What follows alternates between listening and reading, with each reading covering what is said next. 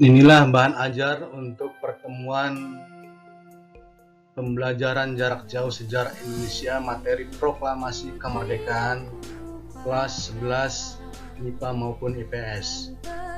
Nah, proklamasi kemerdekaan yang dibacakan oleh Insinyur Soekarno pada tanggal 17 Agustus 1945 merupakan suatu rangkaian peristiwa, tidak akan muncul dengan sendirinya, tapi ada beberapa peristiwa yang mengawali sebelum terjadi peristiwa 17 Agustus atau peristiwa proklamasi kemerdekaan. Nah, kira-kira peristiwa apa saja yang melatar belakangi sehingga bangsa Indonesia merdeka pada tanggal 17 Agustus 1945? Mari kita saksikan video tayangan berikut ini.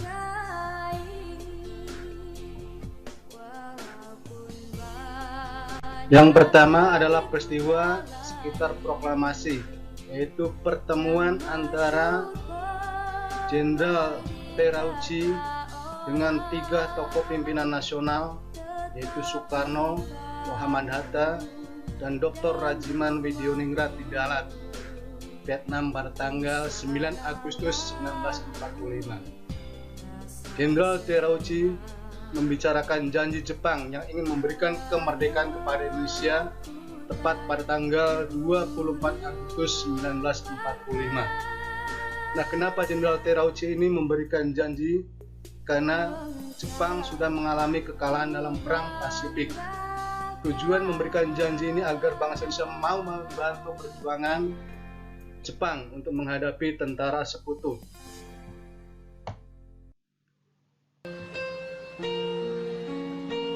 Peristiwa yang kedua adalah kota Jepang dibom atom oleh pasukan sekutu. Tepatnya itu tanggal 6 Agustus 1945 di kota Hiroshima dan tanggal 9 Agustus 1945 itu di kota Nagasaki. Dengan dibom atomnya 2 kota ini, maka kekuatan militer kemudian lumpuh. Dan ini menjadi alasan mendasar kenapa kemudian Jepang akhirnya menyerah tanpa syarat kepada sekutu.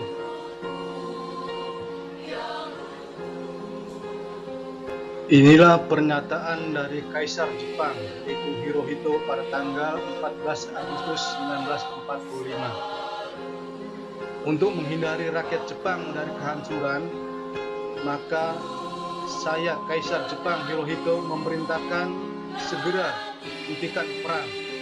Kami mengaku kalah pada sekutu.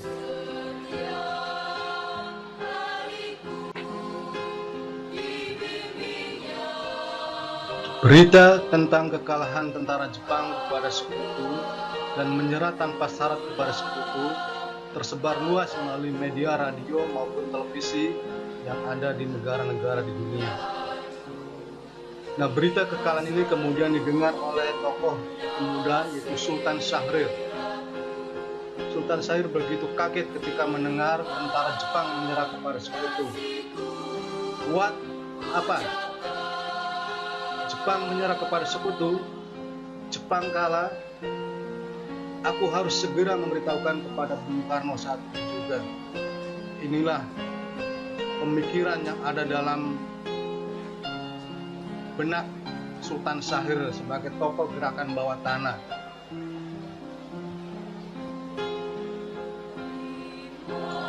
Pada saat itu juga Sultan Syahrir kemudian menemui Bung Karno. Maka terjadi dialog antara Sultan Syahrir dengan Bung Karno.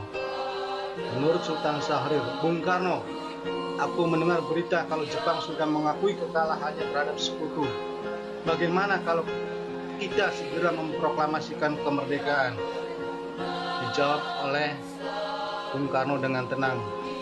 Maaf Sultan Syahrir, kita harus bermusyawarah dulu dengan anggota PPKI yang lainnya agar kemerdekaan bangsa Indonesia ini tidak terjadi pertumpahan darah dengan sia-sia. Ini yang kemudian yang menimbulkan polemik antara golongan muda dengan golongan tua. maka terjadilah peristiwa yang dikenal dengan nama Rengas Dengklok.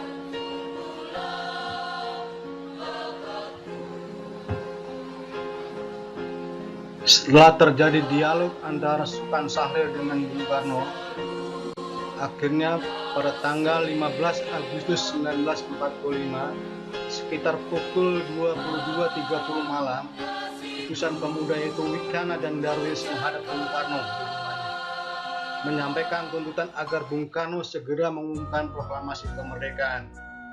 Nah, berikut adalah gambar dari tokoh Wicana sebagai wakil dari golongan muda, dan juga ini rumah Bung Karno di Jalan Pegangsaan Timur nomor 56 Jakarta.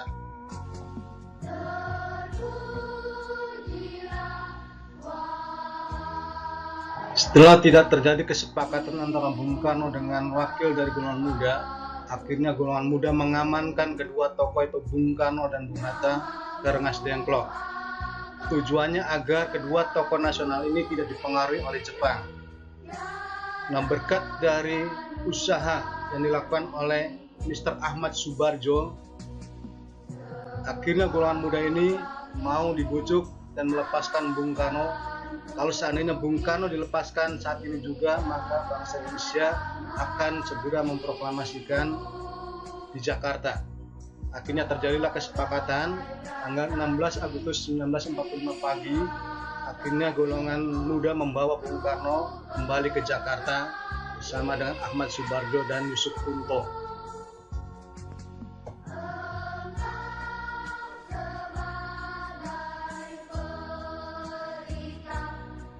Pada tanggal 17 Agustus 1945 dini hari, Bung Karno memimpin rapat PPKI membicarakan rumusan teks proklamasi serta waktu untuk mengumandangkannya, yaitu di rumah Laksamana Muda Tadesi Maeda. Nah, ini rumah Laksamana Muda Tadesi Maeda itu Jalan Imam Bonjol nomor 1 yang sekarang dijadikan sebagai Museum Perumusan Proklamasi atau Munaspro.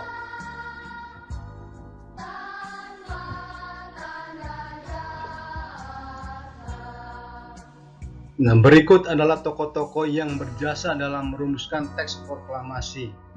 Nah, sumbangan dari ketiga tokoh ini yang kemudian menuliskan atau merumuskan naskah proklamasi. Pertama yaitu Insinyur Soekarno, kedua Muhammad Hatta, dan ketiga Ahmad Subarjo.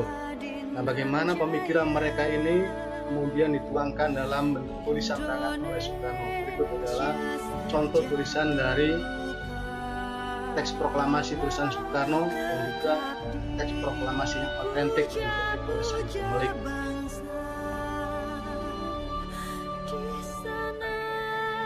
Nah, berikut dapat kita lihat bukti peninggalan sejarah yaitu berupa teks proklamasi hasil tulisan tangan oleh Insinyur Soekarno dan teks proklamasi yang diketik oleh Sayuti Melik. Nah, di sini bisa kita lihat bagaimana perbedaannya antara tulisan yang kemudian mengalami beberapa perubahan setelah diketik oleh Sayuti Melik. Nah, untuk bisa melihat perbedaan antara tulisan tangan Soekarno dengan yang diketik oleh Sayuti Melik, kita bisa lihat pada halaman berikutnya.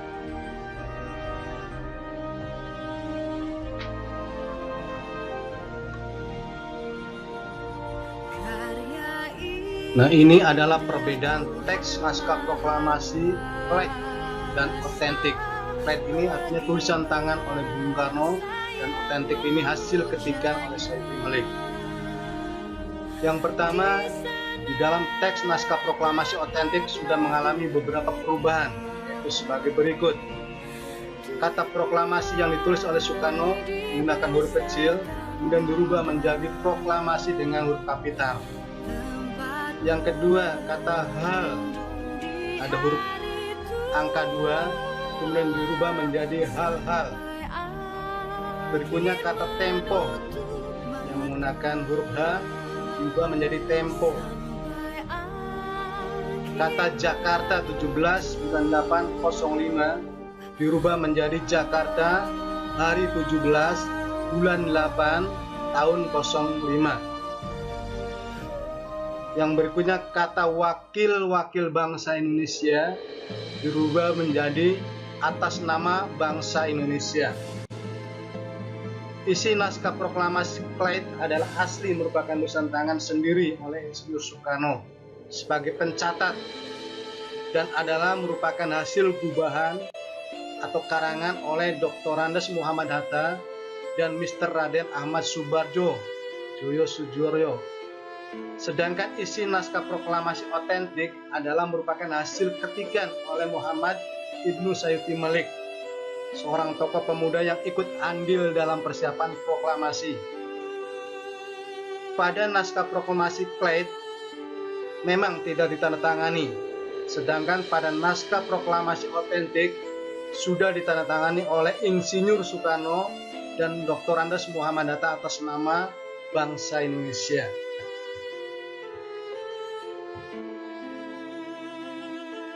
Nah, ini merupakan dokumentasi foto tentang proklamasi kemerdekaan yang dibacakan oleh Insinyur Soekarno, yaitu di rumahnya Jalan Pegangsaan Timur nomor 56 Jakarta, tepatnya pada hari Jumat jam 10 pagi dan pada waktu bertepatan dengan bulan puasa.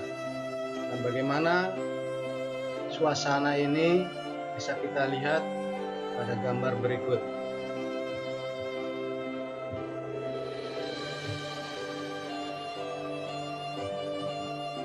Nah, demikianlah suasana detik-detik proklamasi kemerdekaan yang pengibaran bendera pusaka merah putih yang dilakukan oleh Sudanko Latif dan Sudanko Suhud. Nah, bagaimana di bawahnya antusiasme rakyat menyambut proklamasi kemerdekaan. Semua laskar pemuda berkumpul. Yang rencananya proklamasi ini akan dibacakan di lapangan Ikada. Berhubung lapangan Ikada sudah dijaga oleh Jepang, sehingga kalau dipaksakan akan takut terjadi bentrok dan chaos, maka pembacaan proklamasi akhirnya diputuskan di rumah Insinyur Soekarno, itu Jalan Pegangsaan Timur nomor 56 Jakarta.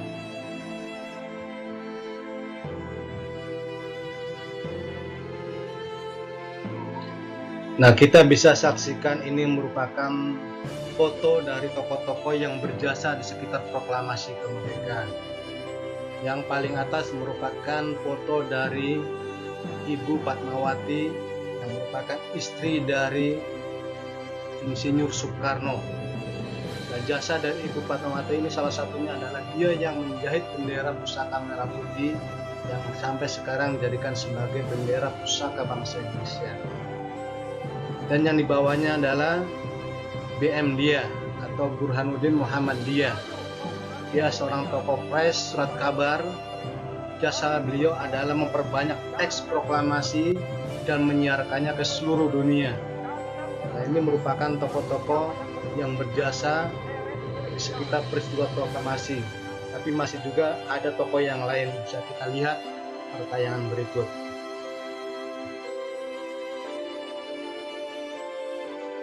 Nah, kalau Anda belum kenal dengan tokoh yang mengibarkan bendera merah putih di saat proklamasi, inilah tokohnya.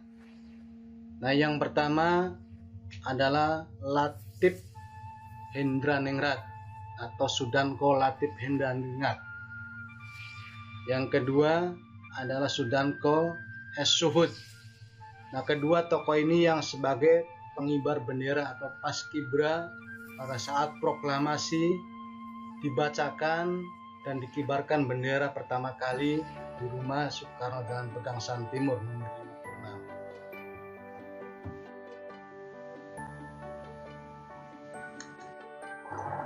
56. Berikutnya tokoh yang berjasa sekitar proklamasi kemerdekaan, yaitu Frans S. Mendur.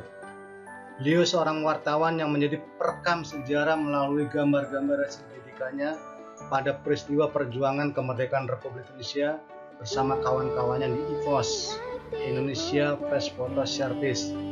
Salah satu foto tentang pembacaan proklamasi Insinyur Soekarno berhasil karya Frans S. Mendur.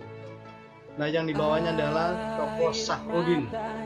Beliau adalah seorang telegrafis pada kantor berita Jepang yang mengabarkan berita proklamasi kemerdekaan negara Indonesia ke seluruh dunia secara sembunyi-sembunyi ketika personel Jepang istirahat pada tanggal 17 Agustus 1945 jam 4 sore. Demikianlah video tentang peristiwa-peristiwa sekitar proklamasi kemerdekaan Republik Indonesia. Mudah-mudahan video ini bisa bermanfaat untuk proses pembelajaran jarak jauh. Nah, sebelumnya akan kita lanjutkan dengan materi diskusi pada halaman berikutnya.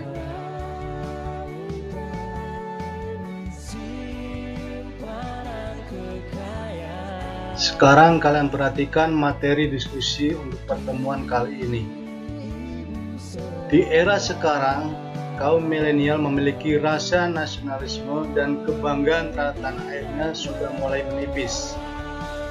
Apalagi banyak dari kaum milenial walaupun tinggal di Indonesia, tapi mereka bekerja secara online dan digaji oleh negara lain seperti menjadi YouTuber dan lain-lainnya.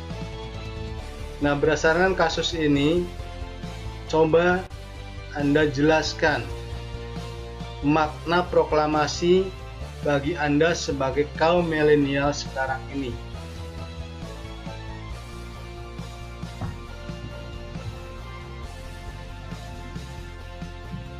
Berikut adalah pertanyaan yang kedua. Bagaimana seandainya diri Anda bekerja dan digaji oleh negara asing seperti kasus di atas? Apakah Anda masih memiliki rasa nasionalisme terhadap bangsa dan negara Indonesia? Berikan alasan Anda. Yang ketiga, untuk menghadapi kaum milenial seperti di atas, kira-kira apa peran yang harus dilakukan oleh negara agar kaum milenial ini memiliki rasa nasionalisme yang tinggi? Nah, demikianlah diskusi ini. Nanti kalian tulis jawaban Anda dengan jujur dari hasil pemikiran Anda sendiri. Dan hasil jawaban Anda nanti bisa kirim lewat email atau lewat aplikasi lain yang sudah Bapak tentukan. Demikianlah video pembelajaran jarak jauh. Mudah-mudahan video ini bisa membantu kita selama proses pembelajaran jarak jauh sehingga kita tidak tertinggal dalam materi pembelajaran. Terima kasih.